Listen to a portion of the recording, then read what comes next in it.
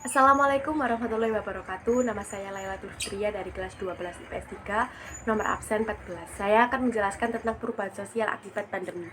Pengertian perubahan sosial merupakan salah satu kajian sosiologi yang paling dinamis. Hal ini dikarenakan perubahan selalu terjadi dan terkadang tidak bisa dihindari. Perubahan sosial menekankan perubahan yang terjadi pada aspek kultural atau budaya serta aspek struktur masyarakat dan dampaknya terhadap kehidupan sosial. Teori perubahan sosial ada 4, yaitu 1. Teori gerakan sosial adalah perubahan yang terjadi secara berliku dan membutuhkan proses yang panjang. 2. Teori modernisasi adalah perubahan yang terjadi dalam negara berkembang yang akan mencontoh negara maju. 3. Teori siklus. Menurut teori ini, perubahan merupakan siklus yang terjadi berulang-ulang, tidak dapat direncanakan atau diarahkan ke titik tertentu. 4. Teori linear. Menurut teori ini, perubahan bergerak menuju tahapan atau titik tertentu. Pandangan ini juga menganggap bahwa perubahan bisa diarahkan atau direncanakan. Artikel yang saya pilih berkaitan dengan perubahan sosial pandemi. Dalam artikel yang saya akan jelaskan, artikel ini termasuk dalam teori gerakan sosial karena di dalam artikel tertera bahwa pandemi coronavirus disease 2019 COVID-19 telah mengubah tatanan dunia dalam waktu singkat. Bahkan dalam waktu yang tidak lama, pandemi ini telah menyebar secara cepat dalam skala luas dan menimbulkan banyak korban jiwa. Tetapi proses pemulihan berlangsung cukup lama. Pandemi COVID bukan hanya di Indonesia saja, melainkan di semua negara, di seluruh belahan dunia. Harus diakui bahwa dampak pandemi COVID-19 telah memaksa komunitas masyarakat harus adaptif terhadap berbagai bentuk perubahan sosial yang akan diakibatkannya. Ragam persoalan yang ada telah menghadirkan desakan transformasi sosial di masyarakat. Bahkan bukan tidak mungkin peradaban dan tataan kemanusiaan akan mengalami pergeseran ke arah dan bentuk yang jauh berbeda dari kondisi sebelumnya. Lebih lanjut, wajah dunia pasca pandemi bisa saja tidak akan pernah kembali pada situasi seperti awalnya.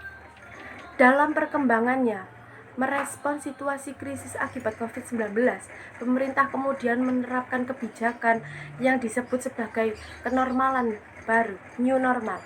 Tentu, berbagai kebijakan yang dihasilkan akan berimplikasi secara langsung terhadap segala bentuk perubahan sosial yang terjadi di masyarakat.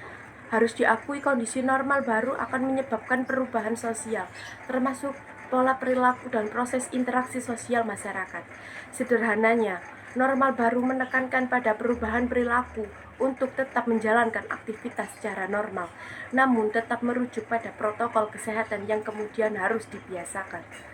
Kebijakan new normal dalam pemerintah: jaga jarak atau physical distancing, yang dimana tidak ada kerumunan, jaga antara orang minimal 1 meter, sekolah online atau daring di mana murid melaksanakan pembelajaran dari rumah dengan sistem teknologi modern seperti HP atau gadget, pemakaian masker atau pelindung diri di mana setiap orang wajib menggunakan pelindung diri untuk menghambat atau memutus penyebaran virus.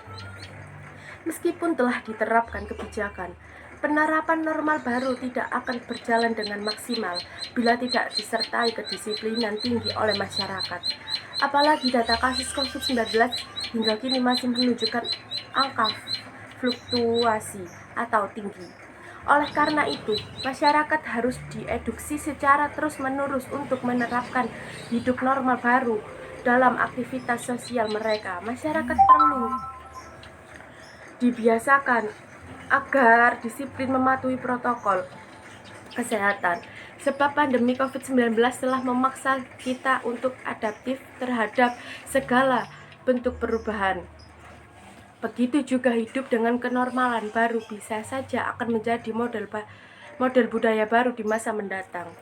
Dampak dari pandemi COVID: 1. Dampak ekonomi. 2. Perubahan sosial. 3. Pembelajaran yang dilakukan di rumah. 4. Perubahan gaya hidup. Teori modernisasi. Dalam artikel tertera bahwa masyarakat harus diedukasi secara terus-menerus untuk menerapkan hidup normal baru dalam aktivitas sosial mereka. Dalam kebijakan ini, media elektronik sangat penting digunakan untuk tetap bisa berinteraksi dengan masyarakat yang lain. Dan kebijakan new normal mengubah kebiasaan lama yang mungkin tidak terlalu peduli terhadap kebersihan atau kesehatan. Tapi di era ini masyarakat harus peduli terhadap kebersihan atau kesehatan diri dan lingkungan sekitar.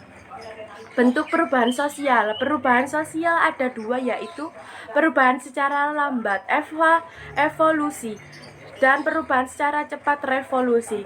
Dalam artikel yang saya jelaskan, artikel ini termasuk perubahan sosial secara cepat revolusi, karena dalam kurun waktu beberapa bulan saja pandemi ini memakan korban yang banyak.